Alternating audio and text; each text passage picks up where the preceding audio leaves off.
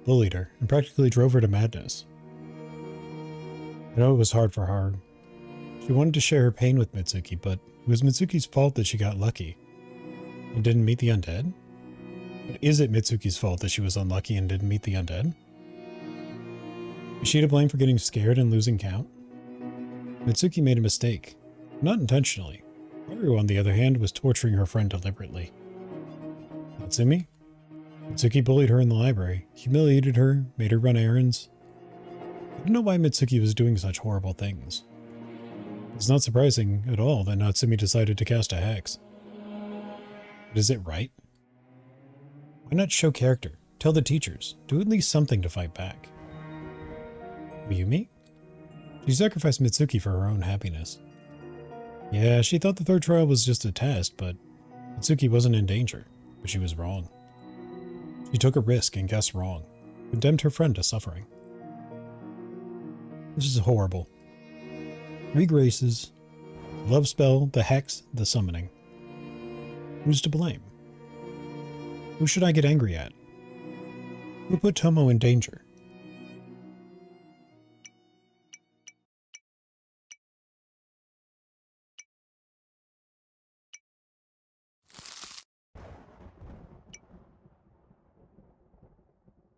Okay. So... Oop. I feel like the timeline doesn't make any sense for it to be Natsumi, actually. Right? Because Natsumi did her curse back in middle school. And I believe all of our characters are in high school. Right? I think Fuyumi or Haru.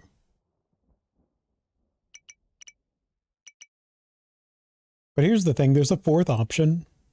And in video games, it's pretty much always the 4th option if there's 4 options, right? Though I am curious what happens if you click on any of these. Enough! Cold hands slapped my cheeks painfully, bringing me to my senses. Ow! Do you see me? Yes. Do you hear me? Yes. Then listen closely. Ow, I'm listening. That's for pissing me off.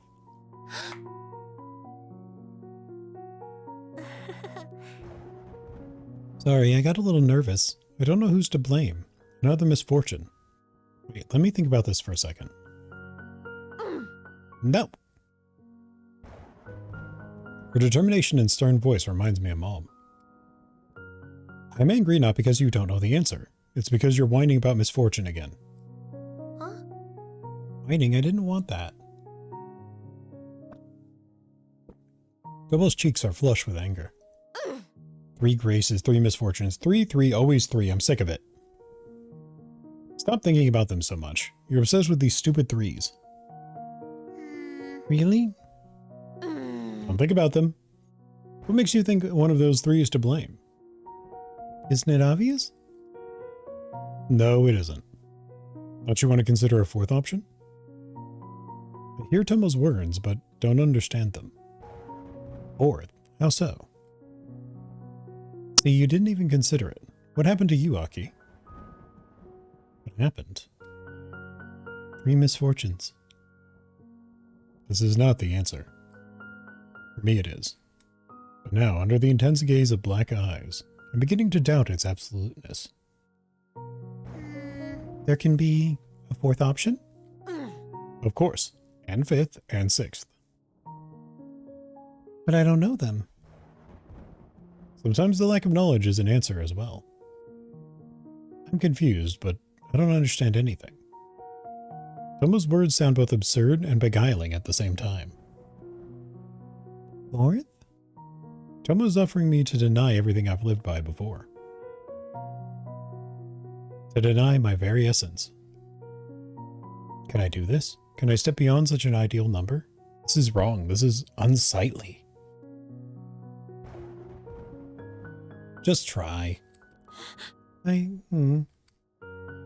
What Okay, maybe. Maybe the blame lies not with three, not with the three graces. Maybe we haven't found out the whole truth yet, so we're in no position to judge. Why do we even think we need to judge anyone? What are you really afraid of? The curse? What is the curse for you? 3 misfortunes? They too, you see. It's very important not to meddle when not asked. A good deed goes unpunished. What makes you say that? Indeed what? Why couldn't I make a wish at the clearing? I had the perfect chance to break the curse, but I chickened out. I cowardly followed Tomo into the Posthumous Wish ritual, clinging to excuses. No good deed goes unpunished. Something had happened, right? But what? A long, very long time ago. A box appears in my hands. Something disgusting is swarming inside it. Brown substance bursting with cloying, stinking bubbles. The shapeless mass is moving, aching to crawl out. The cardboard bottom gets wet, and a viscous liquid oozes between my fingers. I yelp. I want to throw the ugly box away, but my body stops listening. It's impossible to take my eyes off the gruesome contents. It's as if it's forcing me to inspect every lumpy particle. The 4th box with a bad memory. This time with my own. Lucky. It's a chance, Tomo. I must remember. Wait a bit. I look away and flinch, seeing a toy sitting on the bed. The Tomo bear plushie is looking at me with sad eyes. A bear plushie. Yes, there was something connected to him. Something disturbing. I feel drowsy. I chase it away with the effort and will, and grasp at the elusive memory. It's something I'd rather not remember. I can't miss this chance. I dip my fingers into the disgusting, warm mess. It envelops my skin in an instant, as if not going to let go. I feel someone's fast pulse beating. With this anxious rhythm, bright sparks flash in front of my eyes. Memories swirl in a chaotic dance, filling holes in the huge patchwork quilt of memory. I was a sad boy and a long, lonely wandering, and a good friend who promised me she wouldn't leave me in a bind. Oh? Have you remembered something? Yeah, I think so. I would have never risked diving into long-buried memories alone, but Tomo is here. She's been so genuinely supportive the whole time, helping me, keeping me from going crazy with other people's emotions. For Tomo, I have to do my best. Right. I must remember, it's very important.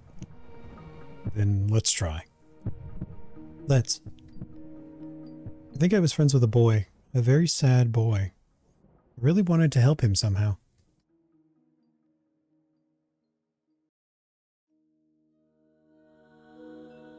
The boy was always sad.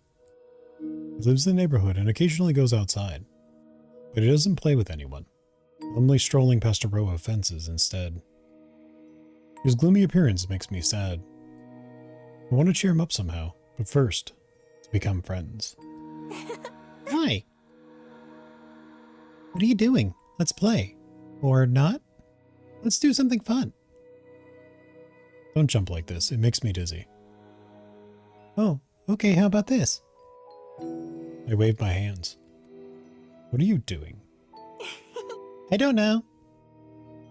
Same, girl, same. I wave my hands more energetically. The boy laughs. His sudden laughter rings out in the neighborhood like a tinkling bell. I really want him to laugh as often as possible. We became friends after all. But the boy keeps being sad. I come up with a brilliant idea to give him a gift, something special, something no one else has. Like the Tomo Bear plushie. There's a constant stream of commercials on TV, luring people there with crispy fries and appetizing hamburgers. And of course, the restaurant's symbol, the most beautiful bear in the world. You can't help but smile when you have such a bear. Mom refuses to buy him, or rather, she can't. restaurant simply hasn't opened in our town yet. But I'm begging for a bear all the time, resentful and cranky.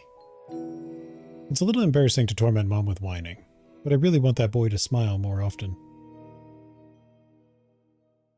Oh, the Totomo bear was for him. One afternoon, Mom and I go out for a walk. Not just to the nearest park, but far, far away, as in the truest of adventures. It's the first time I've ever taken a train somewhere, although it's obvious now that we've only traveled 4 stops. The trip captivates me. The platform where we're waiting for the train looks like a picture from a storybook. The sun sparkles in small puddles. The sky is bright and blue despite the late fall. As soon as we get off the train, I stop realizing where I am. We are surrounded by That's a new word to me. Variegated. Variegated trees. I suppose that probably means something like various. I don't know, chat. That's a new word to me. Anyway. Bright pictures swirl in a dashing whirlpool. I admire them, turning my head to look around. I'm so engrossed that I completely forget about both the gift and the Totomo Bear plushie. All that remains are the amazing adventure and scarlet leaves. Step by step, I wander further and further into the dreamy world of unfamiliar paths and streets. Maybe you also had to Google? Well, what does it mean? I imagine myself an intrepid explorer from a cartoon. It takes me some time to realize that no one is holding my hand any longer. Exhibiting different colors, especially as irregular patches or streaks. Ooh, interesting. That would make sense there. That's a $10 word if I ever heard one. Huh? Mom? She's nowhere to be seen. At first, I'm not too startled, figuring she's stepped away for a moment and will be back soon. There's even a crazy thought that Mom wants to surprise me. Excused herself for a second to go buy the Totomo Bear plushie. I stomp around for a while, kicking a lonely pebble with the toe of my shoe. Mom doesn't come back. It's getting cold. Mom? Mom? No one answers me. Only the wind rustles the leaves. The whispering of branches sounds ominous. Not knowing what to do, I wander down the street.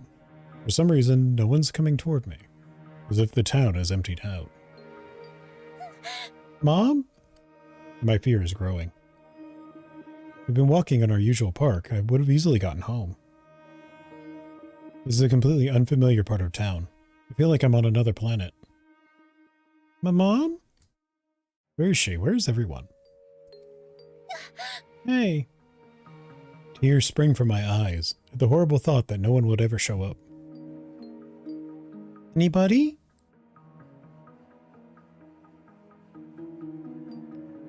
I run through the empty streets for a long time, longing to meet anyone, not necessarily my mom. They say on TV that in such a situation, one should look for cops, but they've disappeared. I feel completely lost and miserable. I'm exhausted. I can barely move my legs. I'm hungry. Mom? Where is everyone? Where?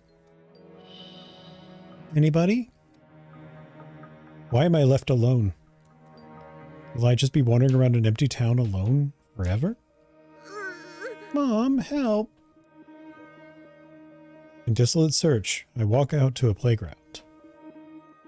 The sight of empty carousels almost makes me burst into tears again. Hey. I don't immediately realize that I hear someone's voice. Why are you crying? There's a girl about my age sitting on a swing. I believe that's Mitsuki, just from the hair color. Her whole image seems weightless and fake, like she isn't an ordinary human. More like a resident spirit of this strange empty world. After several attempts to say a word, I give up and cry again. Hey, don't cry. Cheer 50 okay, sleep meds are kicking my ass. Hope you guys have a wonderful rest of the night. Good night, Boda. Hope you have great sleeps. Thanks for swinging by. The girl tilts her head slightly to the side, presses her pale lips together, and smiles calmly. Don't be sad. Do you want to play? I don't want to play. I miss my mom, and I'm barely holding back another flood of panicked tears. All right, then we won't play. It's Fall Fest today, but I'm not going to be there. My mom doesn't let me. She never lets me do anything. Let's make a fest right here. I want to see the fest as well, so I nod. You have a beautiful hat. And I love my white dress. Do you like it? Yeah. It's so graceful. The word is unusual and complicated. Apparently means something very beautiful and mysterious. Girl looks at me with unchildlike scrutiny, and something in her expression softens. What's your name? It's Aki. I get a shy stammer and pull my hat over my eyes. The girl claps her hands together contentedly. Good, Aki, and I'm Mitsuki. Can we be friends? Okay. Do you like fests? Yeah, I saw them on TV. I finally have the courage to form a coherent sentence. Fear is starting to recede, and the idea of playing doesn't seem so out of place. I'd love to catch a goldfish. Me too. Or to win a toy? Are there Totomo Bear plushies? I don't know. Do you want one? Yes, very much. He's cool. He's soft, right? I think he's very soft. Yeah. We finally strike up a conversation.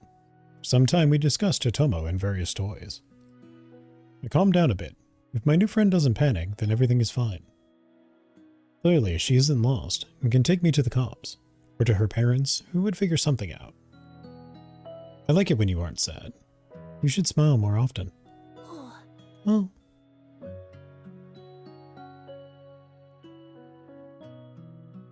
One moment.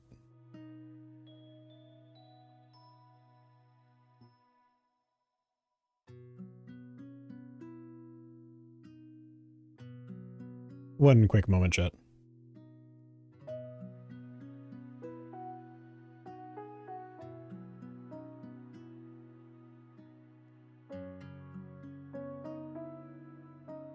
I have to answer a somewhat important text message.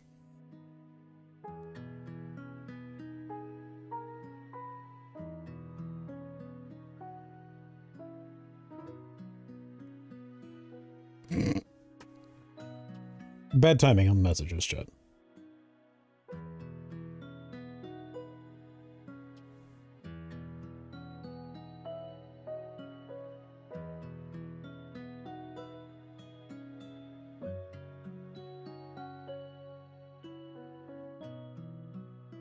Alright, back to it. Sorry about that. Oh. Like this? Yeah, it's great. Don't be sad. I recall my mom saying strong people always meet problems with a smile. Then I should try hard and be strong. Gotcha, I'll be smiling. Yep. Don't give up. Then everything will be fine. A loud female scream comes from somewhere far away. Mom? Yeah, I'm being called. But not mine. Wait here a bit. I'll be right back to help you. When the small figure disappears from view, I lower my gaze to the ground and twist my feet restlessly in the air. After the marvelous encounter, the loneliness is pressing harder than before. The old fear returns, but the girl's words have stricken me to the heart. I smile diligently, though I want to burst into tears again. Excuse me. She promised she'd be back. She will save me.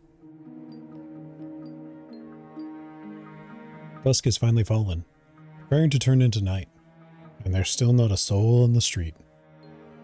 For some reason, the girl doesn't come back. I don't know how long I have to wait, but the longer I sit here, the scarier it becomes.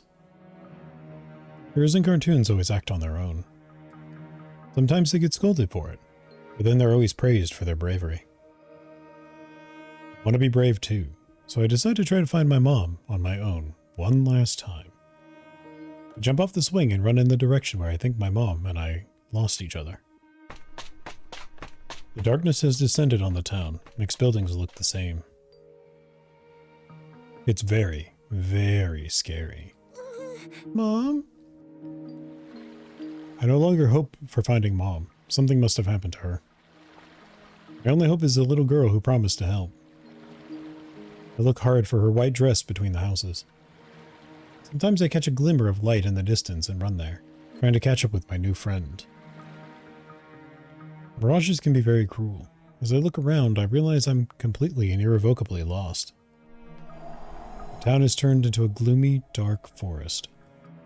The trees are so tall, they block out the sky. Steam puffs escape my mouth. My stomach is rumbling loudly. Anybody? In a desperate attempt to get back to the apartment buildings, I wander through the trees until I come to an open space. Surprise takes my breath away. The clearing is covered in black, gnarled sprouts of an unknown plant. The unusual triangular flowers glow dimly in the darkness. The buds emanate a weightless, sweet scent. The clearing is mesmerizing with the otherworldly beauty, and yet, looking at the flowers is somehow unpleasant. Fatigue washes over me with terrible force. I really want to sleep, but I can't just lie down on the grass in the open air. I shake my head. The cave lurks at the far end of the clearing, enclosed in the darkness by something incomprehensible. I can hide in there and wait out the night. Turns out there's a mesh fence blocking the entrance. I groan in disappointment. Then notice a hole, made as if on purpose so that someone small could sneak in.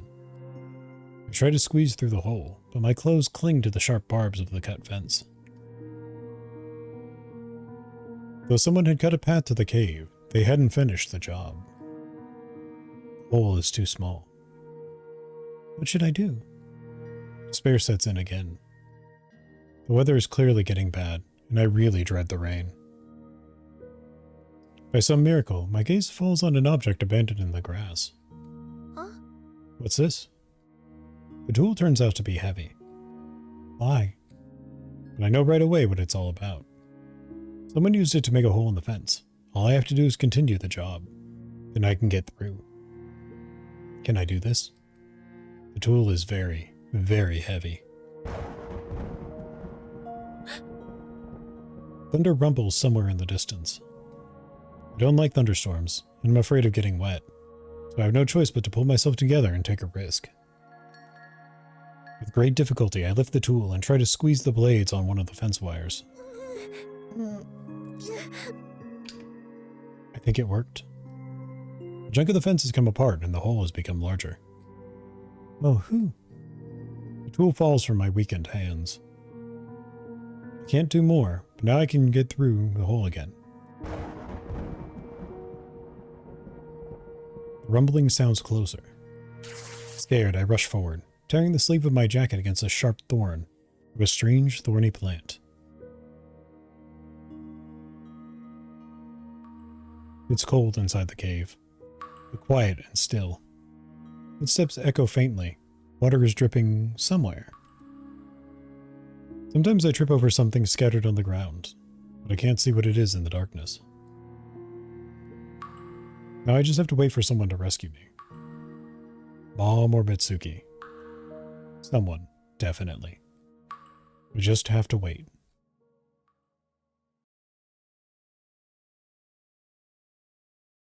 I jump away from the table. The pain in my leg becomes unbearable. Mitsuki. We met when we were kids. I've completely forgotten. It's hard to remember someone you've only seen once, so long ago. But somewhere in the back of my mind is the image of a girl in a white summer dress. Born out of season. That's why meeting Mitsuki at the station caused me so many unpleasant feelings. The white dress reminded me of the unfortunate day my mom disappeared. The day I made 3 irreparable mistakes. No good deed goes unpunished. If only I didn't want to help a friend. If only I didn't leave the playground. If only I didn't get through the fence. The cold hand comes gently on my whitened fingers. Tomo's black eyes are very close. There's no surprise, fear, or sympathy in them. Only unwavering determination. How did it end? I was saved, but Mom still hasn't returned. Dad hasn't been himself ever since. I'm still haunted by misfortune, all because I was cranky and kept asking for a Totomo Bear plushie. A wave of forgotten remorse washes over me. Mom wouldn't have been missing if I hadn't been begging for that ugly bear. In a fit of rage and desperation, I throw the toy at the wall. The bear hangs listlessly on the spiky stems. The boy didn't even ask me for a gift. What made me think he'd even like a bear? No good deed goes unpunished. Now I see. Tomo sighs heavily and releases the bear from his prickly captivity. A horrible set of coincidences. One shouldn't meddle when not asked. But you don't know for sure. Your friend could have been actually dreaming of a Totomo Bear plushie. Your gift could have become his salvation. But it didn't. My mom disappeared. Why didn't I ask him directly what he wanted? I had ruined everything. Do you really think so? Do you really think the right thing to do is nothing? Yes, otherwise it only gets worse. Misfortunes come. I look at the mesh fence in a powerless anger. That's what Mitsuki wanted to tell us. You can't go there if you're not asked. The door is locked for a reason. Danger lurks behind it. Tomo follows my gaze and her lips press into a thin, barely visible line. No, no, no. It won't do. Isn't it obvious there's a reason we've ended up here? Come on, Aki, think. There's a reason? I can't help but marvel at the coincidence. The girl who'd met me that unfortunate day was Mitsuki. Did she remember our conversation? Did she decide our meeting was just the beginning of a series of unsuccessful encounters? Aki, Fuyumi, Haru, Natsumi? It all started with me, at that fall evening. Because Graces, the original Graces, are not 3. They are 4. What's the matter? Is it really as you say? Is it null, not a coincidence? What if I infected Mitsuki with the curse back when I was a child? Strange things have been happening to her ever since. It's me, not her, who infects everyone with misfortune. Hold on, what makes you say that? I'm so stupid, I should have figured it out immediately. My misfortune started long before Mitsuki, when I met at the station. There's no way she could infect me with the curse. Back then, I was already cursed. I infected Mitsuki long ago at the playground.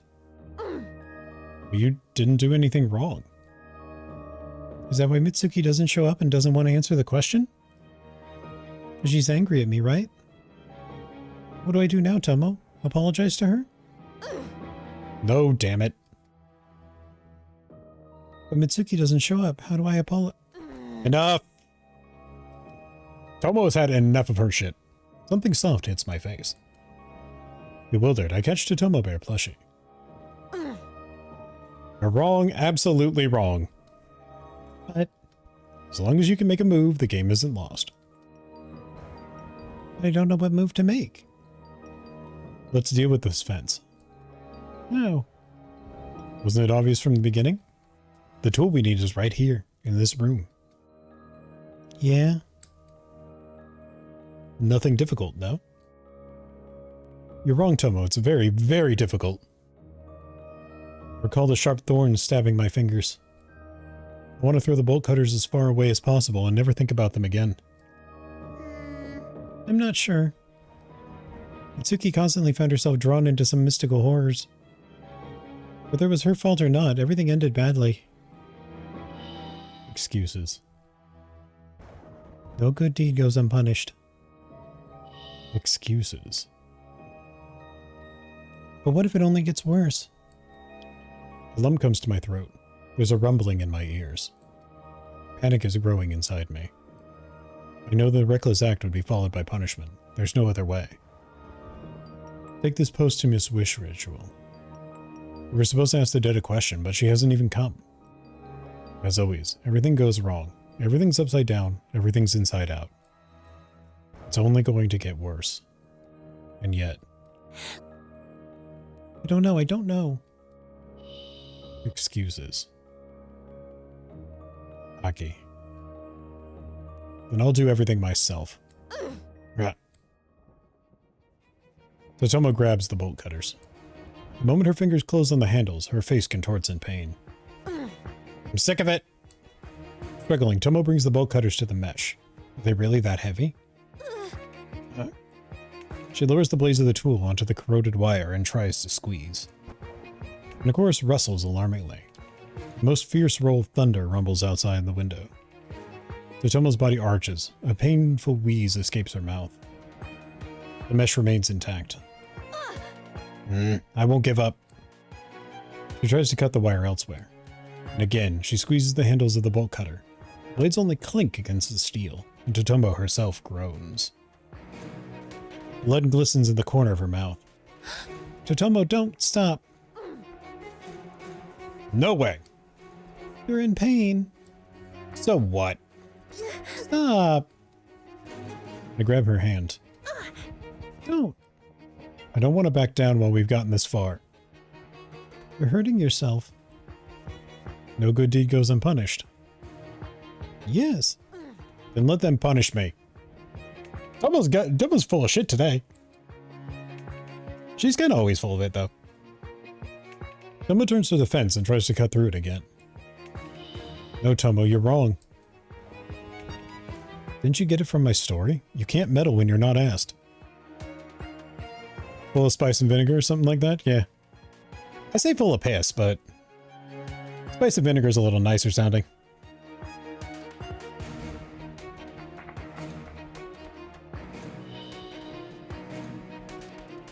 I shouldn't have gotten through that fence. Stop. Stop. It's unbearable to watch Tomo try to cut the wire. Blood streams down her white chin, dripping into her clothes.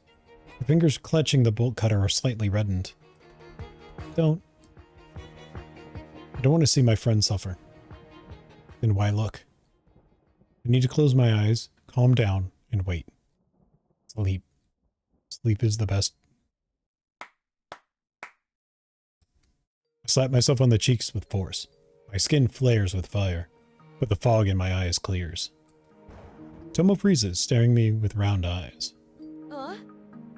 What are you? Now is not the time to sleep. True, but I feel like we need more context. Aki? Please, leave the bolt cutters alone. I gently take the tool from her stiff fingers. There's no need to suffer. I know what I should do. According to the rules of the game, you can't get through the fence. Not you. Okay? I'm a coward, Tomo. No good deed goes unpunished. Even if you want what's best, it doesn't always turn out good and right. What's best? And of course flares with a poisonous glow. I thought I'd be used to the cloying flavor by now. Another wave of sweetness practically knocks me off my feet. The buds rustle, swaying from side to side. An unintelligible whisper sounds among the petals. What's best? A foreign voice sounds right inside my head. A familiar, half-sad whisper. Best. Huh? What? Look. The 3 boxes disappear from the table. And the place is a new one, completely black, consisting of the most gloomy thoughts. Mitsuki. Did she react to our quarrel? Or to particular words? What's best? Is it really? Maybe everything combined. Then I take a deep breath, gathering my strength. I'll take a look. The answer lies right in front of me. The blackest of thoughts of the girl named Mitsuki. Her worst nightmare, in her most unbearable pain. The fourth box of Mitsuki. Is that your answer? What's the best way? And of course whispers incessantly. I really want to sleep. But right now I need a different kind of medicine. More bitter, more effective. The answer to all questions. The solution to Mitsuki's mystery. I open the cardboard flaps resolutely. The world in front of my eyes fades.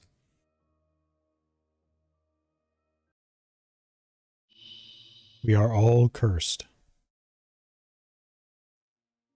Both me and the people unlucky enough to have met me. I'm always causing suffering to those around me. I don't know why. Whatever I do, everything goes wrong. I want what's best, but I'm just messing it up. My very birth brings sorrow. Mom is in her senior year of high school when she realizes she's pregnant. Dad just started university. What can I say? Their parents go crazy when they find out. But Mom decides to keep the child and incurs even more wrath. Because of me, Mom and Dad have to get married in a hurry. I'm not even sure they love each other. Who would they be if it wasn't for me? Would they have found true love? No matter. I'm born and their lives go downhill. Dad has to quit studying to support a family. Mom buries any dreams of a career as well. We're living in a shabby one-bedroom apartment. I have little to no contact with my grandparents. Life flows in a dull and measured way. The days are filled with the exhausted faces of my parents and their judgmental gazes. They never say anything, but I feel unwanted. There's no place for me in their lives. They understand it, and so do I, despite my young age. Their gazes are begging me, get lost. You're a mistake. We shouldn't have kept you. For a long time, our life isn't characterized by joyful events. But soon the world is filled with new colors. Sora, my little sister, is born. The clouds seem to part.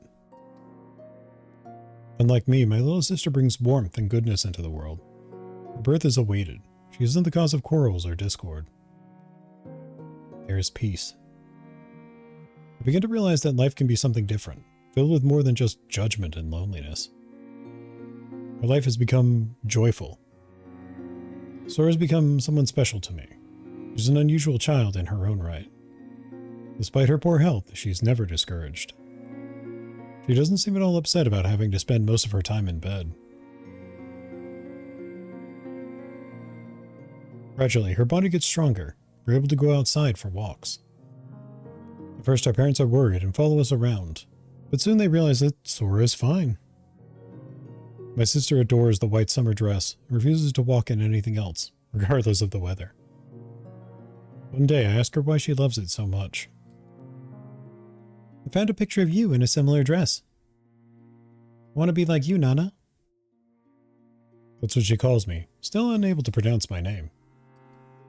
In that instant, and the icy crust finally falls off my frozen heart.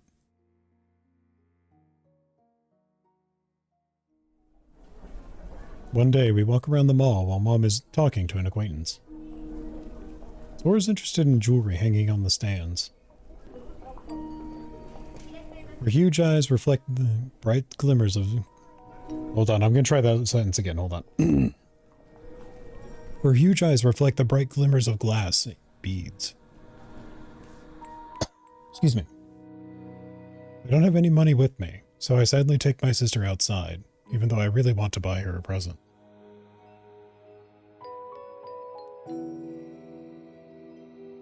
Sora suddenly stops me with a tug on my sleeve. She opens her small palm, and in it lies a pendant painted gold.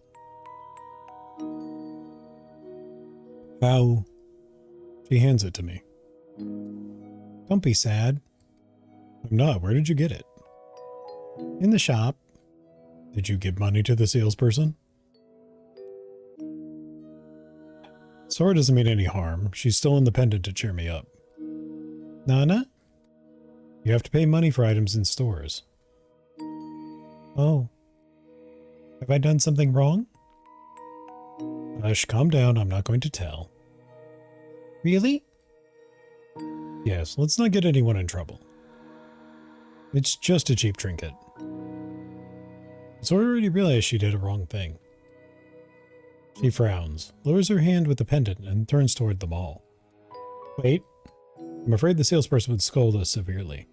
Sora would cry and start choking in coughing fits. But Sora pushes her lips resolutely. We should return the pendant. But it's only fair. We tell the salesperson anything. He doesn't scold us. On the contrary, he thanks us for our honesty. He too is affected by Sora's light magic.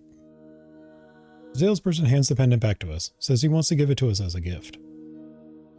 I don't find the strength to refuse. Here. My sister hands me the pendant again. But a gift. Who could have refused? And so a cheap trinket has become more precious to me than any treasure. Sora often surprises me. And every moment spent with her becomes a precious gem in the treasury of our memory. I am always with her. In the spring, when petals would get stuck in her beautiful hair. In the summer, when the hem of her dress resembles a fluffy cloud. Sora's not gonna make it, is she? Like, this is lining us up. Like, I feel the crosshairs landing on poor little Sora's head. She's waving around that death flag like a mad person.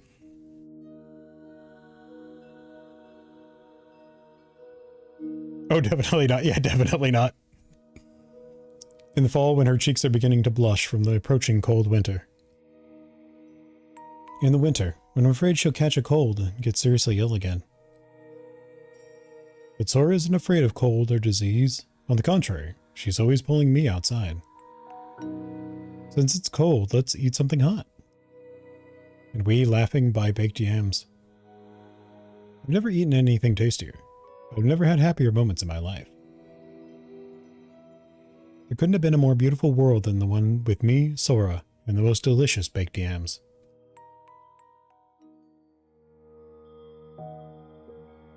Sora is an amazing child. Her mere presence makes my life not only tolerable, but also enjoyable. I can't refuse her anything. That's my first and biggest mistake. One day, Sora suddenly starts begging me to go outside together. My parents have been letting us go out alone more and more often lately. So I give in to my little sister's pleas. She just wants to go for a walk. How can such a wish be a bad thing? It can. It really can. All right. So we want to take bets. I'm betting car. Yeah, my money's on a car.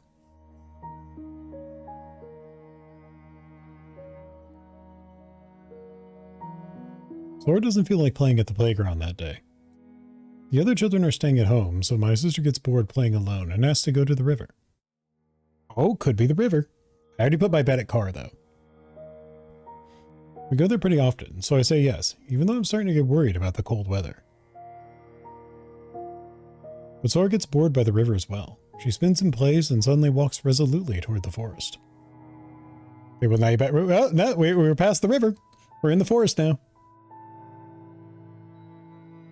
In the summer, kids would come here to look for rare bugs, but long walks are detrimental to Sora. Air rushes out of her lungs with painful hoarseness. I hesitate, starting to look up into the frowning sky. We can still go back. There. At the huge golden tree, I'm still capable of choosing a life where subsequent tragedies wouldn't happen. But I want to please my favorite little sister. Let's go? Over here. Sora leads me out into a small clearing. I gasp. Despite the fall, the clearing is braided with long, dark shoots, adorned with flowers of an unusual shade of green. I've never seen buds shaped like this before. Only 3 petals, bordered by many long stamens resembling a spider's legs. There's a foul, cloying odor wafting around, and I clamp my nose. Let's get out of here. I don't like it. Sora walks across the clearing, twirls her head, touches the flower with her pale fingers. What a peculiar place. Sora's voice breaks off into a fit of coughing. She wants to walk further toward the cave, but she staggers and starts breathing heavily. I instantly rush to her and stroke her back. The heat coming from her burns, even through the fabric of her jacket. We need to go, you're ill. Sora nods with difficulty. She plucks one of the strange flowers and slips it into her pocket. For some reason, I think this flower wouldn't wrinkle or break. Sora's amazingly kind and bright child. But she's just a child. I shouldn't have let her out of the house in this cold. I just wanted what's best, but my weakness was started in a series of tragedies. My sister died. The fever has burned out her life in a few days. Ah, we were all wrong. It was the fever.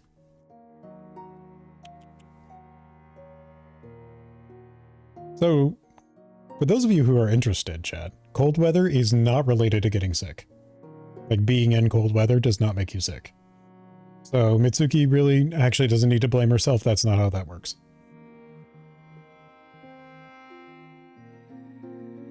Chaos erupts in my family. No one openly accuses me, but they all know it's my fault.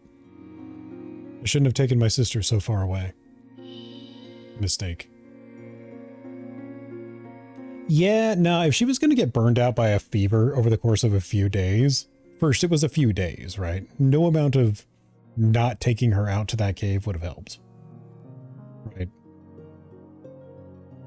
Honestly, if a fever got her over the course of 4 days, you need to blame the hospital. The wrong choice. Death. I killed my younger sister. My parents argue with each other for days and nights. Their yelling makes my head hurt. As if their words are hitting it. Don't accuse each other. It was me. It's all my fault. Mom, who looked young and beautiful before, has turned into an ugly old woman. Dad is always reeking of alcohol now. Whenever I try to calm them down, they just wave me off in annoyance. One day, my parents suddenly call me over and ask me how I'd feel about their divorce. Moreover, they ask whom I'd like to stay with. I don't know what to say. I don't want to lose Mom or Dad. An impossible choice is put before me. They insist, and panicking, I try to decide what's best for everyone. Mom looks sick and weak, so it seems more logical to stay with her and help her with everything. And so once again, I make a choice. A wrong choice. Dad leaves to his parents' house. Soon I learn that he's taken up residence with some other woman. Mom hates me. She probably wants Dad to take me with him. This way I won't be preventing her from starting a new life. Soon she starts bringing men home. But they all change their faces as soon as they see me. And then they'd quit, leaving Mom alone. She starts drinking.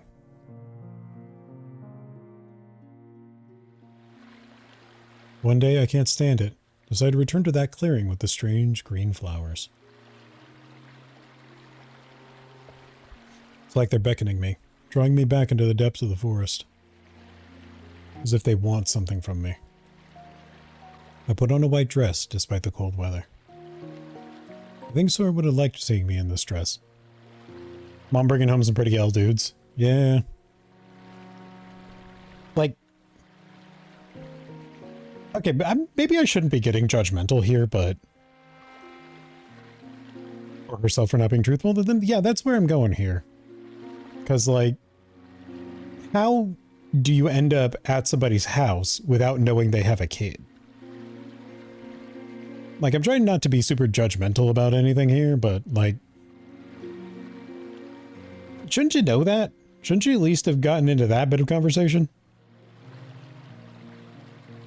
I suppose she could have hidden it and then just assumed that when they met the daughter, they would just be like, oh, I'm in too deep. Nah. The cloying aroma makes me unsteady. I don't know how or why. I've come here, and what to do now. The far end of the clearing hides the cave, covered by a mesh fence. However, someone had cut a hole in it. Struggling, I get through the hole and into the cave. After the first guy, maybe she would think it was important to mention the fact. You would think that. You would think that. But also, it's ads time.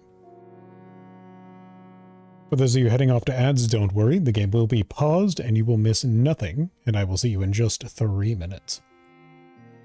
For those of you who are still here.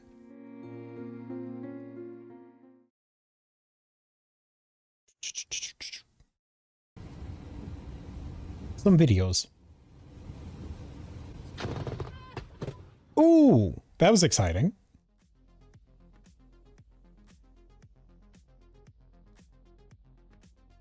This person was way too relaxed about avoiding disaster.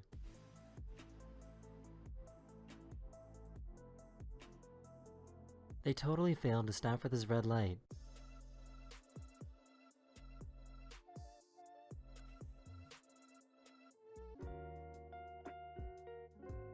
You know, it happens to the best of us, right? Every one of us spends so many hours on the road driving. Saved his kids at the Oftentimes in conditions where we probably shouldn't be driving, we're tired, we're not paying attention. You miss a light sometimes. And thank goodness that it happens to be at times that don't kill anybody.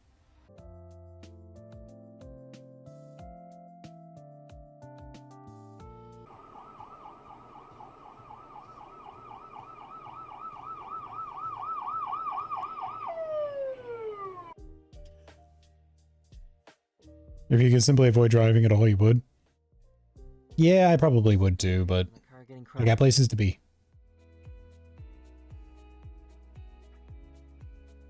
You know, I feel like if you're going to get run over by any vehicle, like if you have to pick a vehicle to run you over, make it an ambulance. The way emergency responders are already there. I feel like that's the highest survival rate to get run over by.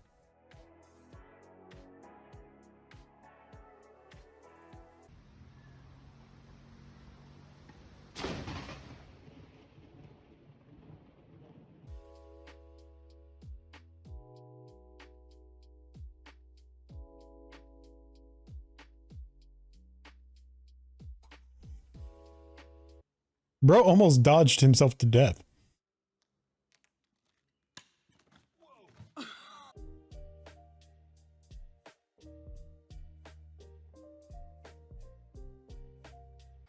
I think we're in the lightning strikes part of the video, which I'm okay with. Lightning is cool.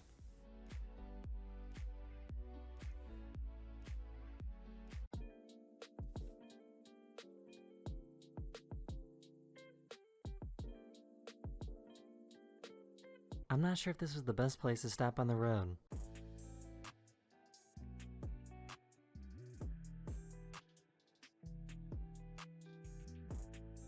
I forgot to take the hose out of their car after getting gas.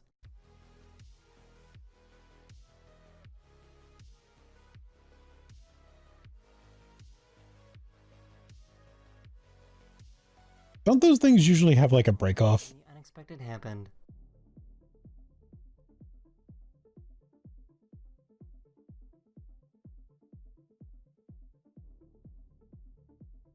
The amazing thing is that nobody was hurt.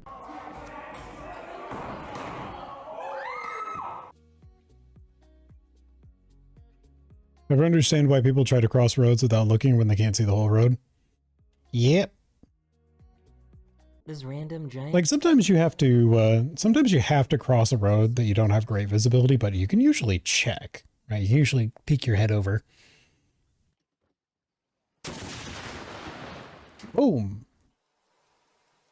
You know, there's ways. At least peek. Woo! This guy was working on his car, they got stuck on the road. Deja vu. This driver in China was almost hit by these falling... Alright, back to it.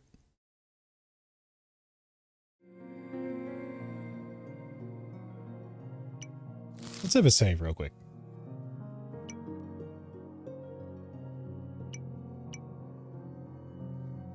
When I get out, something has changed. I found nothing but darkness and blackthorn inside. For some reason, I feel my view of the world has transformed. I guess that's when mystical forces started haunting me.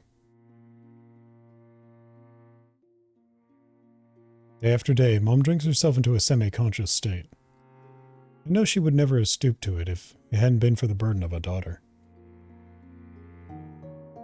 She starts hiding me in a wall closet like an unwanted item. It's tight and dark. There's just enough room to keep my arms and legs from getting cramped. For hours, I'm surrounded only by black walls, from behind which the voices of Mom and unknown men occasionally come. I don't want to get out. On the contrary, I have an ever-growing desire to become even more small and invisible. To finally become one with the darkness. The closet is like a den, a cozy refuge where I can't hurt anyone. The darkness is soothing. The sun, on the other hand, shines too brightly, flooding the road from the house to the school with light. I don't deserve this light. Maybe I should just vanish. Aww. Poor Mitsuki. If anyone deserves warmth, it's my classmate Natsumi. I met her in my freshman year of junior high school. She's a little different from the rest of her peers, shy and scared, like a fawn. She has a mole under her eye, just like Sora. That's probably why I paid attention to her. I'm really surprised when I catch Natsumi stealing. Hush, calm down, I'm not going to tell. Really? Of course, let's not get anyone in trouble. It's just a cheap trinket. We should return the pendant. But it's only fair. Hush, calm down, I'm not going to tell. Really? Of course, let's not get anyone in trouble. You didn't mean any harm. But it's just a trinket. Yeah, probably. Natsumi's reaction strikes me to the core. It's the first time I've ever felt such disappointment. When I come back home, I get into my closet and ponder it. The familiar cozy space seems to expand to accommodate the feelings surging in my chest. I'm dizzy with emotions that seem to be gone forever. I can pretend that nothing had happened. Is it right to turn a blind eye to Natsumi's transgression?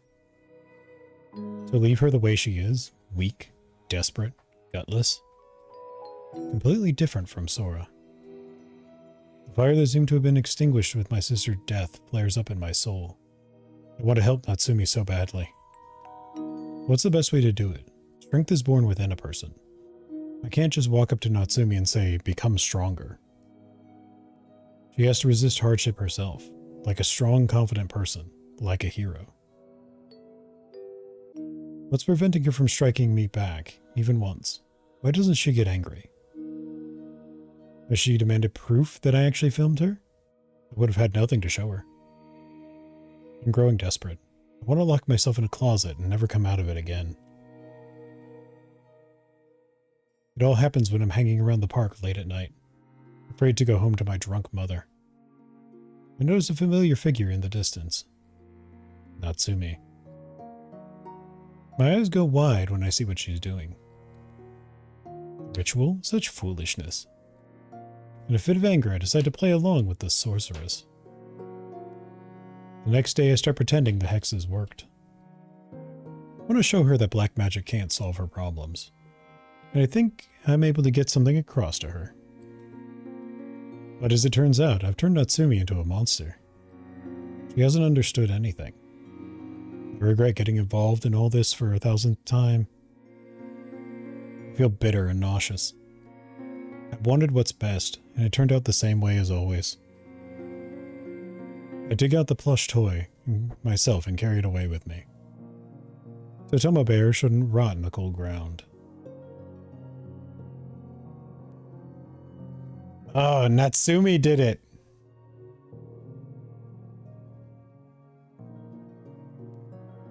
Dun dun dun! Shortly before these events, Dad had found out the conditions in which I was living and decided to take me in. There's a change of school due to the move, and after summer vacation, Natsumi and I will part ways forever. I move into the house of my dad's new wife. Dad stopped drinking, but now he's taking a sedative. No longer making scenes, but the new wife is looking at me strangely. She doesn't want me to exist. Apparently she expects me to screw something up again.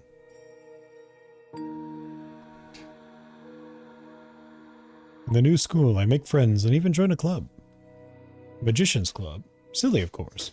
But I've always thought that magic tricks and miracles put people in a good mood. And I really want to share something other than grief with those around me. At the club, I meet Senpai.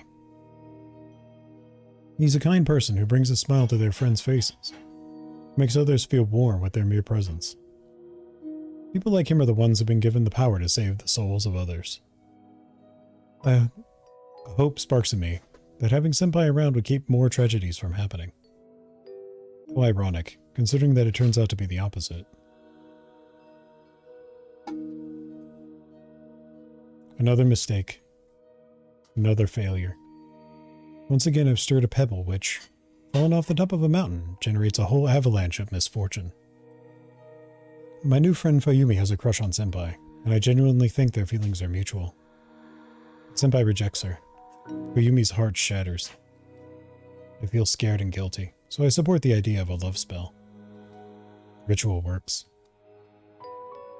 Who would have thought the dead lover has really come? He exists, a ghost, a spirit, whatever. Can he bring a message to Sora? I don't dare to ask. But I accept his existence without hesitation, for it appears that Sora's spirit might one day visit me in the world of the living as well. Looks like the lovers figured out my lie about being in love. Seems to be the only one in the world who understands how I really feel. He realizes that I'm completing the trials not out of love for the boy from the photo, but why? Out of responsibility for Fayumi? Out of guilt? The lover doesn't punish me. Instead, he shows me pictures of the future. A horrible future. I see myself making one mistake after another. Again and again, over and over. Mistakes. Mistakes, mistakes. Mistakes. For some reason, I'm always choosing the wrong way. Why? Why do I always make mistakes? Why does every good thing I try to accomplish end in tragedy? Always. Forever. I'm hoping he's just testing my strength. And I realize I don't want to deal with this anymore.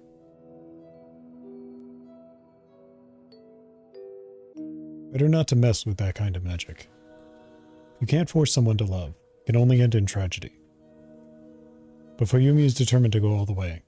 I had to realize from the beginning her pure soul can't distinguish between good and evil.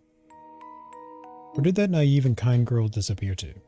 Why is she turned into a calculating, cunning, and evil creature? She made it through the dead lover's trials, but she's consumed by an inner evil. Anyway, Fayumi has achieved her goal.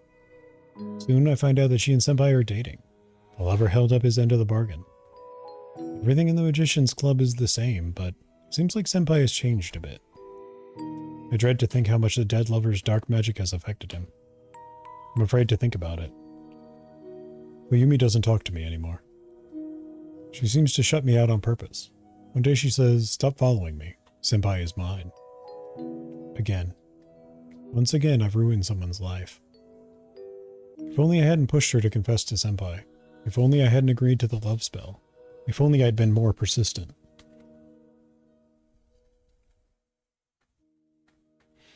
I go on with my life, trying not to make the same stupid mistakes. I want my life to have meaning.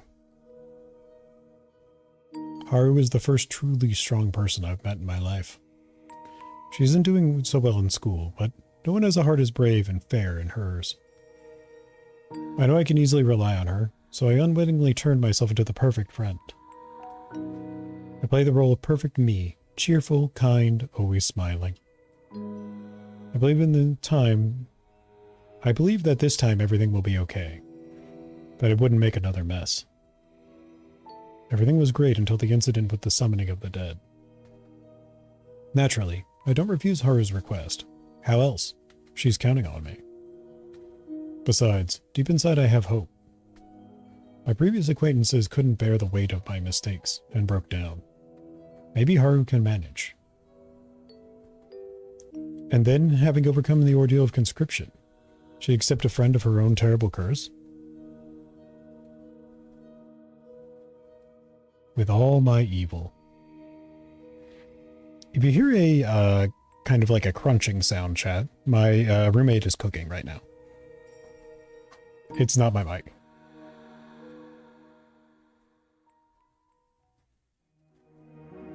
Once again, my mistake ruins everything. I can't experience the same thing Haru did. My ritual doesn't work. I don't need anyone in my own building. I don't need anyone in the old school building. More so, I lose count. Yeah, it's munchy times around here.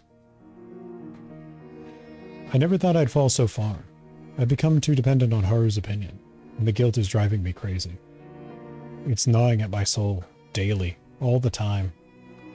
In desperation, I steal my dad's sedative. He's taking it in packs instead of alcohol. The pills partially help. The guilt seems to dull. The world seems stable and calm, as if frozen in time. At last, there's peace in my soul. Then the strange calls begin. The more frequent they become, the more pills I have to take. Oh, she was drugged! Of her own accord, of course, but that would explain why she was acting weird. She was on heavy sedatives. At some point, I stop understanding what's hallucination and what's reality. The images of the world turn me into a vague nightmare. Am I dreaming? Or is everything happening in reality? I don't understand. And Haru offers to do the ritual again. Again, why? I'm having a hard time figuring out what she wants from me. Before I go into the old building, I take a lot of pills. A whole lot. Do not lose count this time. My dumbfounded mind, seemingly belonging to someone else, is thinking. During the ritual, the nightmare begins. I see shadows everywhere. My nose is tickled by an eerie cloying scent that makes my nose go crazy. Why am I running somewhere? What am I so afraid of? Have I lost my mind? It's unclear how everything ends. Wake up at the doorstep of my house. I feel bad. Very bad. Dad finds me here. He's horrified. I end up in the hospital where I spend some time. All I do there is ponder. No matter whom I try to get close to, it ends up in the same nightmare. All my what's best end up in failure. Apparently, I just don't know how to do anything right. Even inaction ends in tragedy.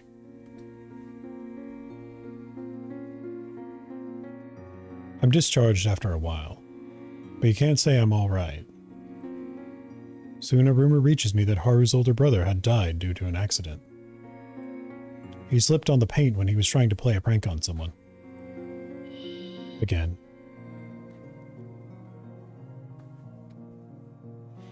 I'm responsible for his death. I'm responsible for everything. It becomes the last straw. Something clicks inside my head. I'm going to break this vicious cycle. Haru, you are the last who I'm broken. This time, the last. It's the only way you'll rid yourself of your evil, the pills whisper. Yes, of evil. Only an evil being could attract so many mystical, creepy situations. The dead lover, the ghost of the old school. I'm the one who attracted all of them. It's time to fix everything. Hurry, hurry, the pills whisper. Don't worry. Very soon. Soon I will disappear from this world. Make it to the station, remembering to take my modest belongings with me. I don't want to leave behind even a single trace of my useless existence. Thunderstorm has started, but I don't feel cold. I'm wearing a dress, white, summery, just the way Sora liked it. Her love gives enough warmth. Soon I reach the outskirts of the town. I follow familiar roads along a fateful path. Here's the tree, the very same where I turned back. The place where I made my biggest mistake. But I go on, to the clearing where the impossible magic flowers grow. I pluck one. The sharp thorn scratches my bare hand. A cloying scent fills my nose. Now it's soothing. And of course is a flower that grants wishes. I just have one wish, only one. Walk back to the faithful tree and sink down on the shriveled fall grass, clutching the flower to my chest. I will break the curse. Never again hurt anyone.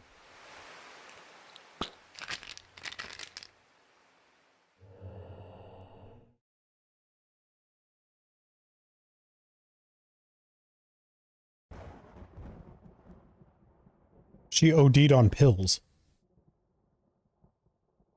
She killed herself with pills. Holy shit. That was not the twist I was expecting. What did you see? I saw everything. Mitsuki indeed attracted otherworldly powers, but absolutely not how I thought. There's no curse, only a sequence of stupid, childish mistakes. Tragic coincidences, not the curse. Mitsuki was unlucky to see Natsumi shoplifting. She was unlucky to help Fuyumi, who could become a good friend but chose a selfish dream over friendship. She was unlucky to lose count, unlucky to tell Haru about it. Unlucky to be born into a family without love. She didn't consider herself a victim of the curse. Mitsuki believed she herself was a horrible curse, tormenting the people around her. We are all cursed. Everyone who is around me. Everyone whose life I've ruined. She always knew how to get rescued from the curse. All it takes is just ridding the world of the girl named Mitsuki. As much as I want to be strong, I can't hold back incoming tears. All of this is just so sad and unfair, so unjust. Because of banal bad luck. Because of a childish inexperience. One mistake is easy to endure, but what if they never end? Why, after several failed acquaintances, hadn't Mitsuki run into someone capable of breaking the cycle of bad luck? How can you believe in a bright future if you're not allowed to even brief respite? What did you see? I saw everything. Tomo listens to Mitsuki's life story in silence. Her eyes grow wider and wider, and toward the end of the story, she sways and only stays on her feet by miracle. It's so sad. Unbearably sad. Mitsuki didn't deserve to die like this. Poor. I don't think Mitsuki would have wanted to be pitied. I think what she needed wasn't pity, not pity, but someone capable of supporting her. Not girl buddies. Ignorant and childishly cruel. Not them. Someone mature, someone wise. Someone who could explain and teach. You're right. Mitsuki suffered because she met the wrong people. She was unlucky not to meet the right ones. Tomo turns to the table. The pitch-black box has become snowy clean. Insides are white, like feathers, petals. And of course it hisses angrily and presses itself against the walls, away from the gentle glow. Tomo scoops up a handful of petals. They're so thin that they seem glassy. I hope Mitsuki doesn't suffer now. Yeah. Anyway, she's opened up to us and answered the question. I blink in bewilderment. Huh? When? My friend smiles sadly, tossing the petals into the air. You wanted to know what curse tormented Mitsuki and how to get rid of it. Didn't you hear the answer? Yes, I did. There is no curse. You can't break something that doesn't exist. Misfortunes are just a sequence of accidents. A coal, accident. A burnt-out bulb, accident. Even if it isn't like this, I don't want to give up like Mitsuki. I no longer want to sleep. Yes, Mitsuki wanted what's best for her, and her actions ended in tragedy. But her urge doesn't look bad to me. Maybe wrong in some way, but not bad. Not bad enough to die for. I don't like her answer. Such a decision is definitely wrong. It won't lead to getting rid of the curse. Okay, look. The way forward is clear. The mesh has vanished. Looks like we're being released. I don't know what's happened, but deep inside, I'm glad I won't have to get rid of the obstacle myself. Shall we? Yeah, it's about time. We have one last, the most important thing to do. Tomo pulls the doorknob. The door opens ajar, without a creak, with ease, generously inviting us to enter. Let's go. We step inside.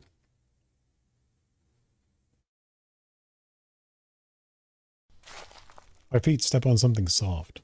The wind rustles in my ears, and a chorus bows its pale green heads in contentment. Tomo tightens her grip on my hands, but I no longer feel warmth from it. Why are we here? Darkness gawks at us from beyond the vault of the cave. There are weathered stalks of grass and a few triangular signs warning of danger on the rusty fence. This is where I had experienced the most nightmarish memories of my life. Mitsuki and her little sister came here. Oh. I don't like that Tomo is silent. I turn to her, hoping to see a precious smile. Is it Tomo? We haven't finished the ritual. Tomo's voice sounds muffled and stern. What do you mean? What else needs to be done? Fulfilling the wish of the dead. But what does Mitsuki want? She already done what she wanted, saved the world from herself. We haven't found any clues in the room. I know her innermost wish. I heard her making it. When? Oh, what's going on? Go. Where? I don't understand. Go. Tomo, you're scaring me. Answers lie beyond it. She points at the mesh fence. The fence again. No, anywhere but there. It's very bad in there. Tomo, trust me. Go. But... Go. For years, this place epitomized the embodiment of a nightmare for me. There, beyond the mesh fence, everything began and everything ended. This is where I dreaded going back to more than anything. I'm left with no choice. The curse has gotten to Tomo. It chases me, haunts me, torments me, constantly drives me into the clearing with the Anacorus. All for the moment when I cut through the mesh fence again. Fine, I'm strong, I can do it. Is it strength to hide pain and fear behind a smile? Is it strength to lie to yourself? Is it strength to make yourself do something? Strength is something completely different. With its help, you can do things you never dared to before. What I had never dared to do? When? I always did what I thought was right, neat, and proper. I was chickening out? No good deed goes unpunished. Is this the wall I have to overcome, Tomo? Then I'll understand what strength is, right? When should I have acted instead of being cautious?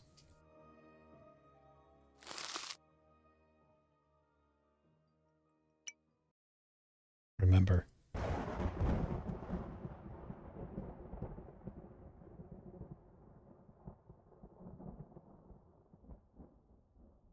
Looks like there's a group of endings.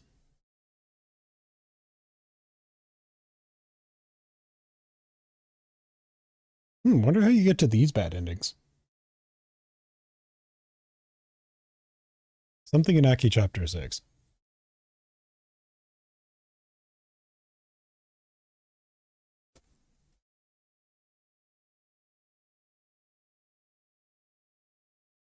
So, when I first booted up this game and we first played, At the very beginning of the game, there was some choices, and each one of the choices was blanked out. Like one of them, there was always a blanked out choice, which I think now we have to go back and do the blanked out choices. We're all cursed. The curse devour us from the inside. No one sees it? Does no one feel it? Does no one understand? It won't let go until...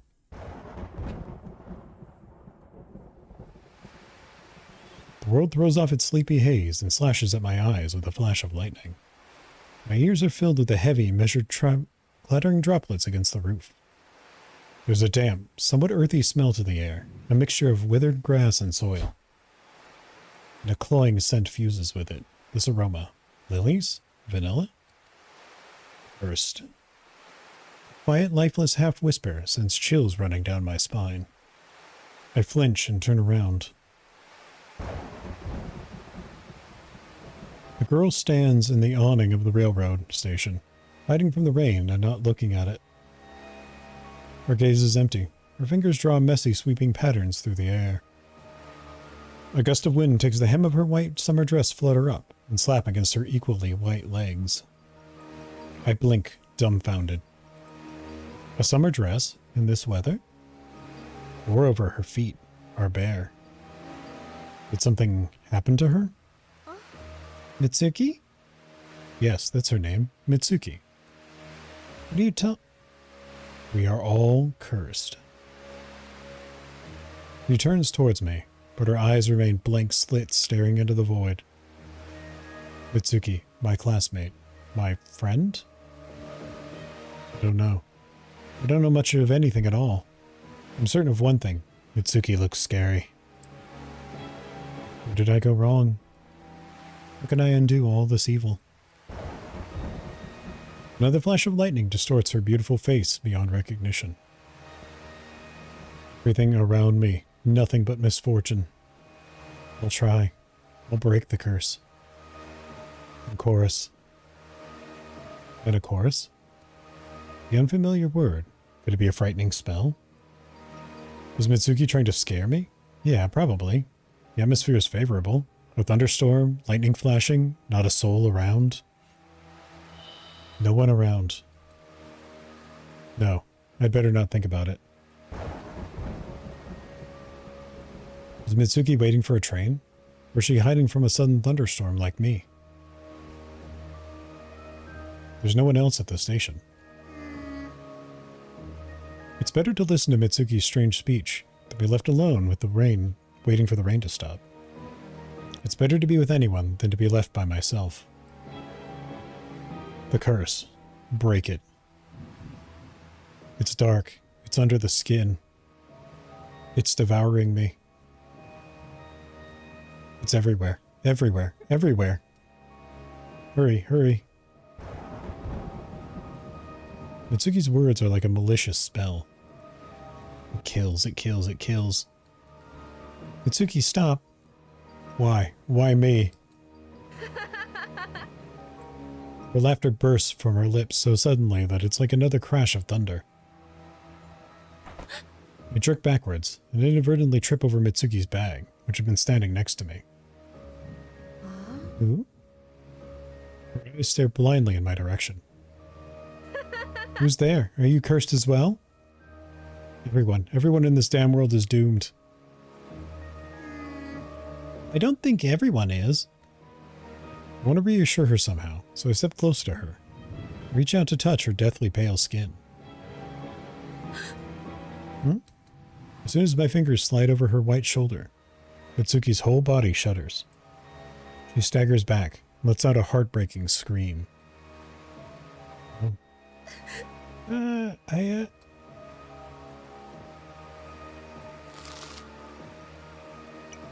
Try to calm Mitsuki down again. Okay, so if you made a selection before, it's dark. I'm glad, because I may have forgotten which one was which. Don't be afraid. Mitsuki, are you alright? Of course she doesn't answer. Mitsuki leaves the station and fulfills her cherished wish. Saves the world from herself. I doubt I could help Mitsuki in this situation, but what if my attempt would have changed her fate? What if one word said in the right moment could have saved a human life? Mitsuki, I'm sorry I got scared. Pity that the memories can't be changed. I shouldn't have startled Mitsuki. I stepped back, cursing myself for my stupidity. I wanted to make it better for her, but as always, it went wrong. All of us will die. We're all going to die.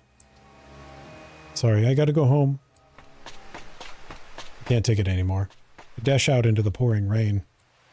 The fear of loneliness dissolves, defeated by the far more unbearable feeling. I lose track of how long I've been running. The noise of the downpour goes silent. The only thing that echoes in my ears is the sound of Mitsuki's despaired voice. Cursed.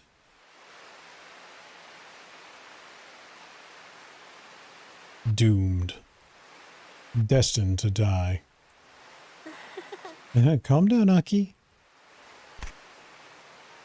I stop, happy to realize that there are people around. A woman walks past me. Her poison green umbrella cuts through the gloomy gray and is like a lighthouse beam. What a blessing. I'm not alone anymore. I'm far from Mitsuki, whose madness seems to be contagious. Like a cold. If I keep standing in the rain like a dummy, I could end up getting sick for real. Good thing home isn't that far away. I head down a familiar road, noting a woman with a poison green umbrella passing by. I'm back! The light in the kitchen is on, which means Dad has already returned from work.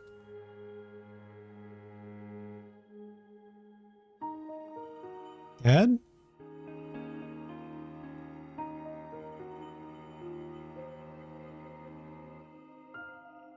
Hold up a second. Her dad looks a lot like the little boy she was trying to save.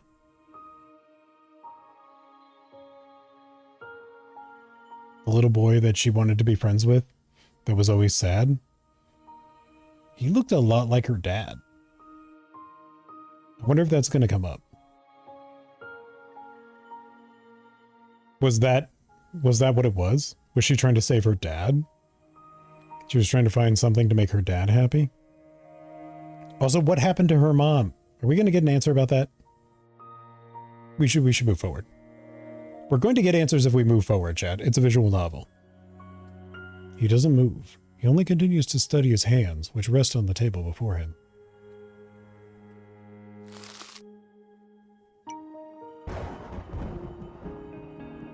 Dad, are you really angry at me, or does the problem lie in somewhere else? I lack the courage to ask directly.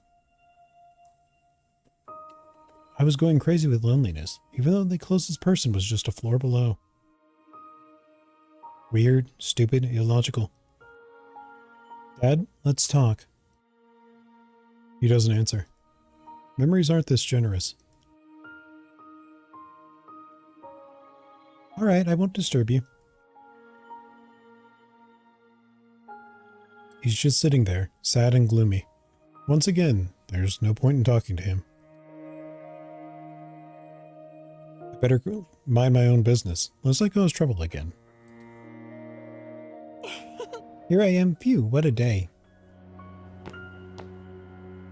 First thing I do is tiredly slide over to my bed, where I forgot my graces this morning.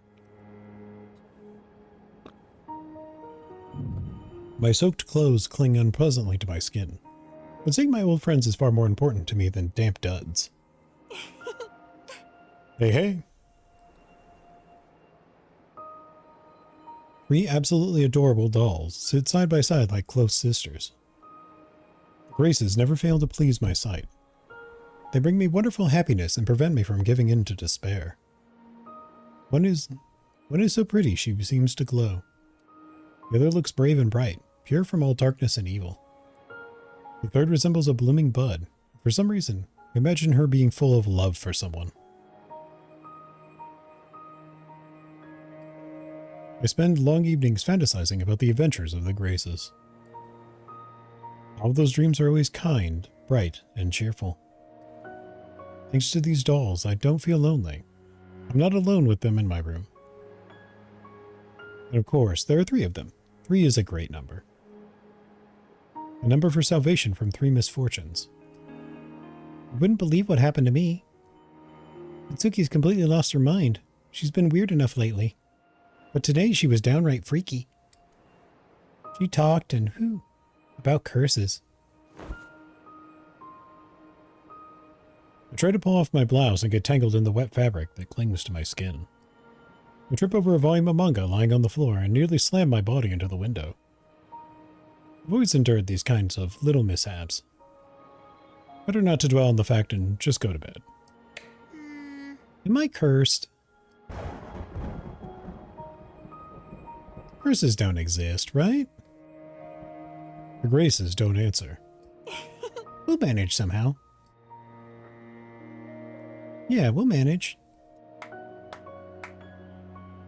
I clap my hands 3 times, as if to say goodbye to each of the dolls.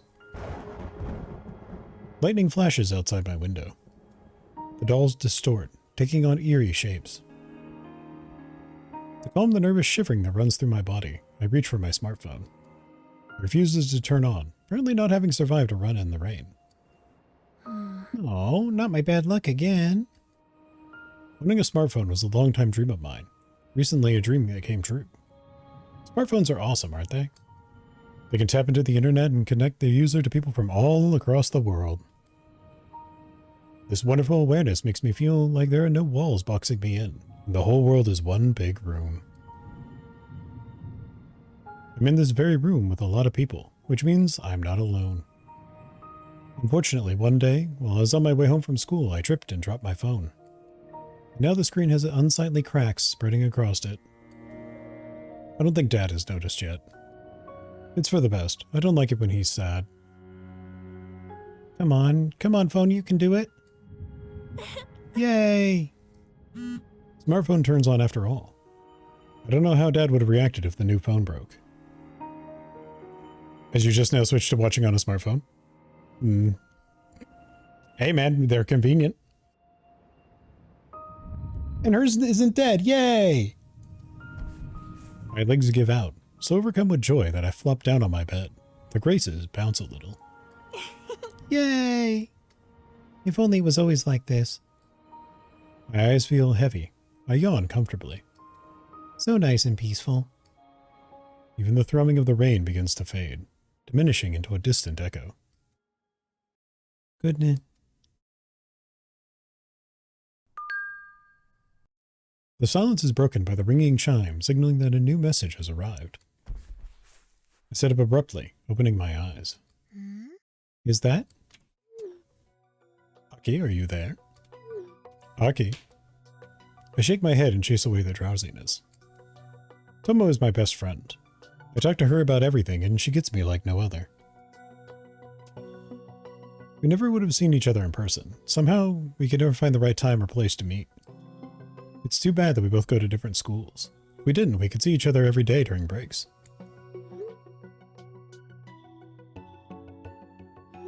Here. I overcame today's misfortunes. It was scary, though. It's so good that you answered. Mitsuki was saying creepy things. Mitsuki? What did she say? That she's cursed, and so is everyone around, and me. You have to wait a bit for a reply. Creepy indeed. You don't say. I'm gonna go to sleep. I'm exhausted. Sweet dreams. Make sure you write me tomorrow. I go against my word and don't go straight to sleep. Now that the phone is working, I decide to check the general chat. Lately there have been discussions about Shamrock, a site where you can read all about all sorts of mystical stuff. According to Shamrock, there are many special places and urban legends in our city. People become very interested in esoteric topics. There's a constant stream of new articles on the site. Naturally, there's lively discussions in the chat as well. Mystery. Do you believe in curses? I believe in magic. What are you getting at?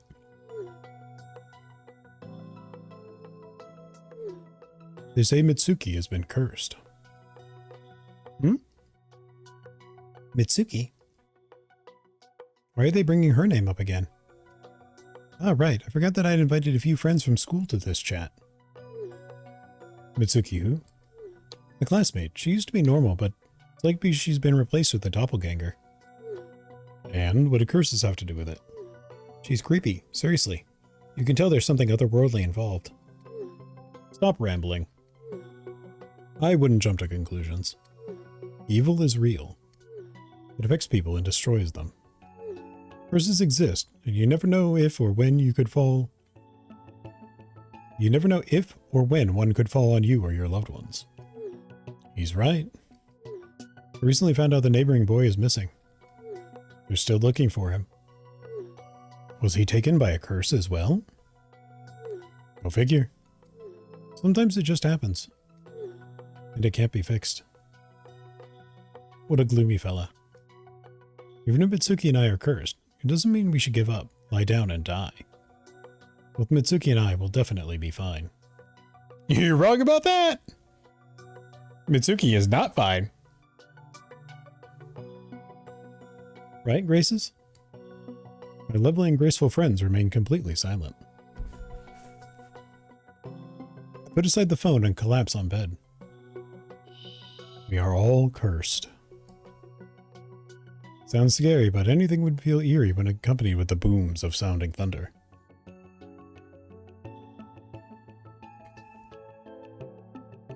Someone can get by, even if they bear a curse.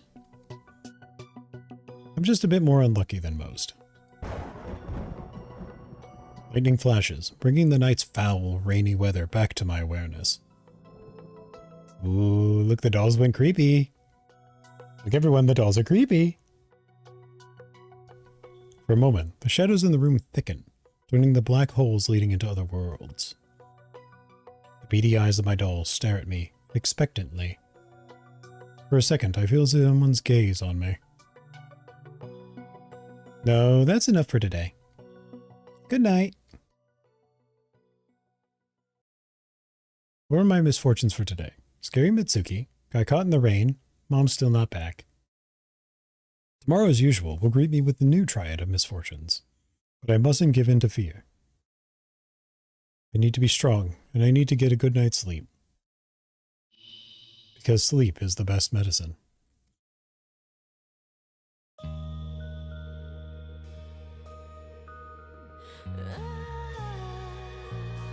I know chorus. A flower that grants wishes. I want.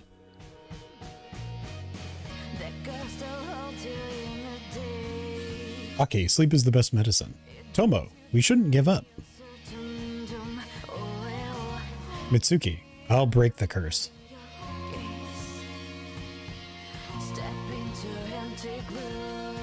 Why did she die? Uyumi, you can't force love. Natsumi, don't look at me like that. Ghosts are no match for us. Haru.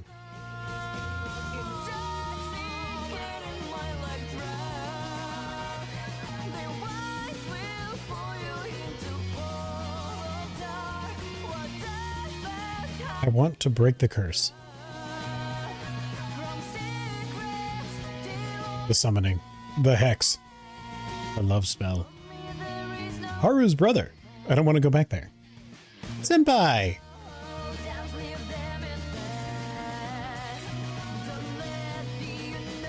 Oh, that was Sora.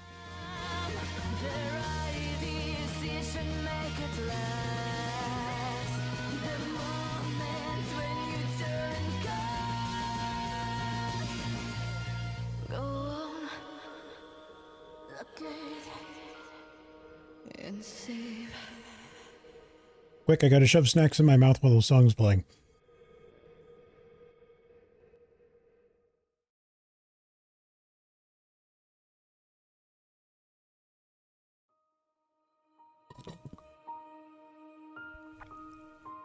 Also, tragically, I appear to be out of drink.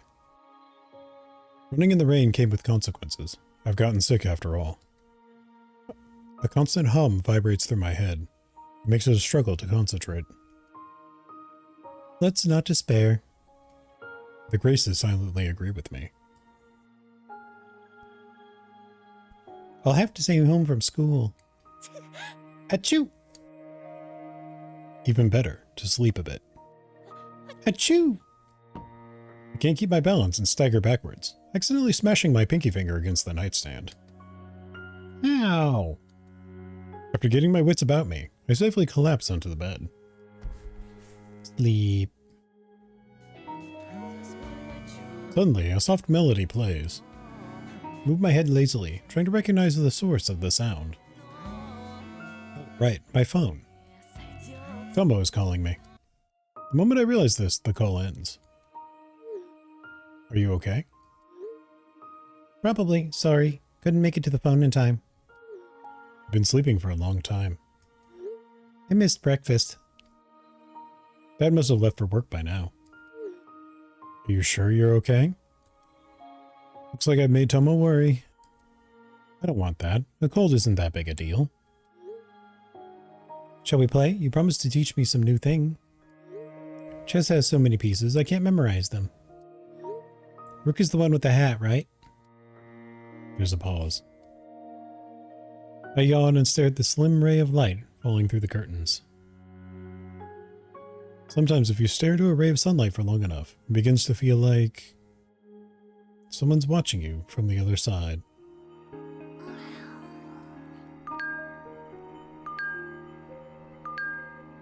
Oh! My phone nearly bounces as it bursts with an influx of messages. I will, of course I will. You want to memorize pieces? Piece of cake. Let me explain. The pawn is the most common piece on the board. Let me save real quick.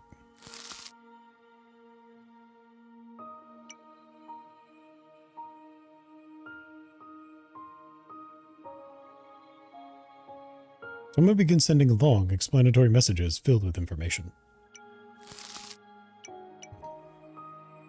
Let's look at the memory real quick. So there's no additional things in this chapter.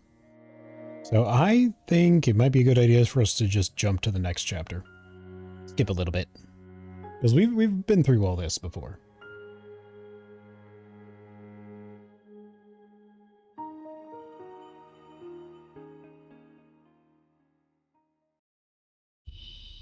Scary, cold, lonely. I'm alone, all alone.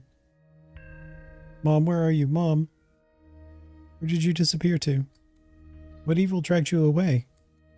Why aren't you coming back? Don't leave me alone. Please? Don't?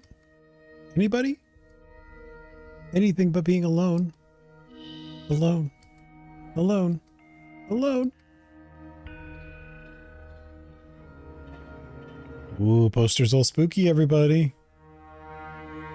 It's morning. I had nightmares all night. Do they count for yesterday's misfortune or today's? Probably yesterday's. And today will bring a new trio. The room is blurry. It isn't until I take a deep breath and calm down that I manage to focus my vision. I reach for the Graces, but only get a handful of air. No. Where are they? They vanished. Don't leave me. My chest suddenly becomes as empty as a vacuum. I flounder in my bed, not realizing where I am. Colors mix up, objects blur, evil lurks in the shadows. Where are you? Where am I? It's bad, scary, painful, unbearable, lonely. The spikes of terror make me dizzy. My head burns with the fire of pain. With a muffled, desperate cry, I fall off the bed and onto the floor.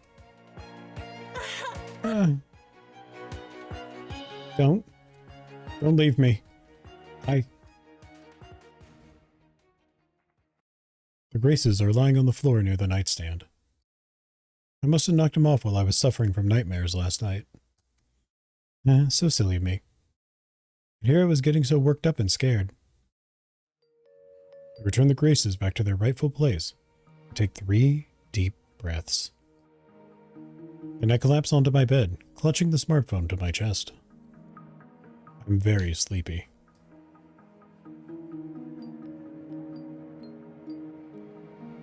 I doze off for some time. My hands are still trembling slightly. This cold doesn't want to go away. Is it really a cold? I don't feel hot when I have a fever. Instead, my chest is being eaten away by a dense, pressing, nausea-inducing anxiety. The doorbell rings. I stand up abruptly, not knowing who could have come at this hour. Have my classmates brought printouts from the class? Or has the teacher come to see if I'm okay? No, too early. If anyone from my school would come visit me, it'd be later in the afternoon. Not sure what to expect. I walk down to the ground floor, go to the front door, and open it ajar. Please take this package. Sorry, I don't have a stamp. Dad'll be back in the evening. No worries. Don't you think Totomo products should be received immediately? The conversation sounds strange. My doubts dissolve when I realize what I just heard. Totomo? Could it be? Him? I take the box. My hands tremble with anticipation. Thank you. As I turn towards my house, I can feel the courier's gaze on my back. I set the box down on the nightstand, barely stopping myself from tearing the cardboard. Did Dad decide to make amends and order a gift for me? How wonderful. Would it be bad of me to unpack the bear right now? Maybe Dad was planning a surprise and the courier got the delivery time wrong. If that's the case, I shouldn't open the box. But I can't bear it. Feels like I've been waiting forever to have this most amazing bear above all bears. To avoid dropping the box on the way, I leave it on the nightstand and go get a box cutter. When I return, I sense a faint, sweet-smelling scent starting to waft down the hallway. Is it me, or does the box also look different now? A creeping feeling in my chest makes me take it slow as I carefully bring the blade of the knife to the duct tape. The cloying flavor intensifies. My throat feels dry. Blood rushes to my cheeks. The joyous anticipation is abruptly replaced with a nagging anxiety. I carefully lift one of the cardboard flaps. The interior of the box is pitch black, as if the entire package is filled to the brim with thick ink. As if mesmerized, I stare into the void, looking not for a bear, but at least something tangible. I can't tell how much time passes as I continue gaping into the box. Darkness gives way to slightly under my probing gaze, taking on the shape of a semicircle. The cloying odor makes me sick. Something is slowly spreading out from the bottom of the box. From inside the cardboard box comes a faint, wheezing breath. What is this? The moan grows louder, more insistent. Taken by an impression, like I'm influenced by a wicked spell, my hand reaches for the second, still closed flap. My trembling fingers approach the cardboard, which throbs slightly, like the intermittent breathing of something vaguely alive. Back where I came from, or so help me? No, I don't think we will. His name's Fred, and he's actually very friendly. Look at that big smile. How could he be anything except friendly? Just a bit more, and I'll see what Dad ordered. It's definitely not the Totomo Bear plushie, but what could it be? Why is it breathing, moaning, emitting this horrible stench? I barely perceive my fingers touching the cardboard flap. It's neither hot nor cold, but merely warm, unpleasant, and a little sticky. I just need to pull it. One simple movement. Right now. Excuse me. How did he get in here? Did I forget to lock the door? What a horrible mistake. I twitch, feeling both fear and relief that I didn't wind up seeing the true contents of the package. I'm sorry, I think I've delivered this to the wrong address. I see. If I may. He picks up the box, not concerned with his fingers now dirty and the black liquid dripping from it. At the threshold, the courier bows slightly to express his apology.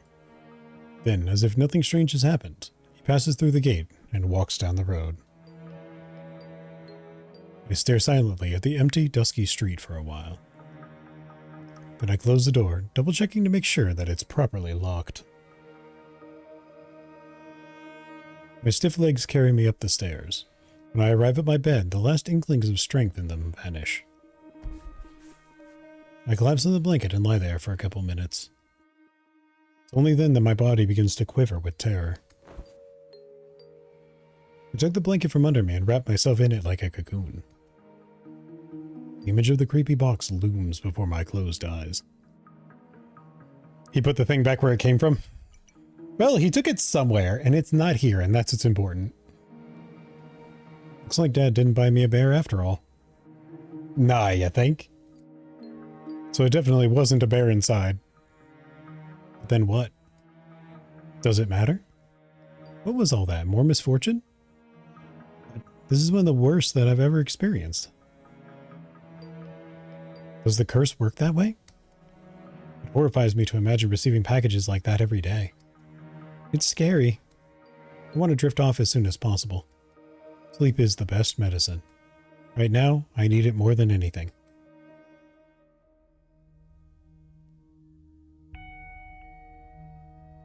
Alright, chat. Unfortunately, it is just about time for me to call it for the night.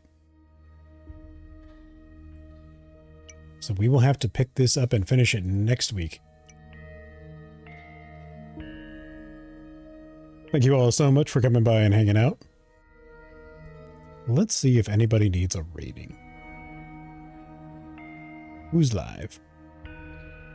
Zeta's live. Let's go bother Zeta. Suspense. Yes. Same time next week, next Monday. I will be back and we will finish this thing. I thought we were going to finish it tonight, but apparently it's a little longer than I expected. Yes, thank you all so much for coming by and hanging out. Next time you'll be seeing me will be probably tomorrow. I'll be playing some more Tainted Grail, Fall of Avalon. I want to see how much of that game I can get through before I get bored of it. So, I'm sending you all off to hang out with Zeta. Y'all tell Zeta hello. And I will see you all next time.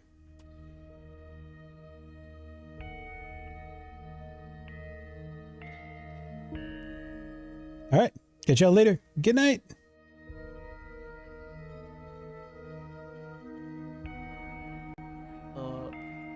Is there one nearby? No. Isaac! Isaac O'More. How you doing today, Isaac? Welcome to this, everyone. For those who do not know me, I know Stay.com, where journalism and memories all. Pleasure to meet you. And how you doing today, Isaac? Sympathize 1. How you been today, Isaac? And how was your... Ooh, Grace Prometheus? Oh my hope that's doing good. And how's stream? It's been doing good. Tom B Fox, how you doing today? Welcome to this, you guys. You've joined in at the good timing,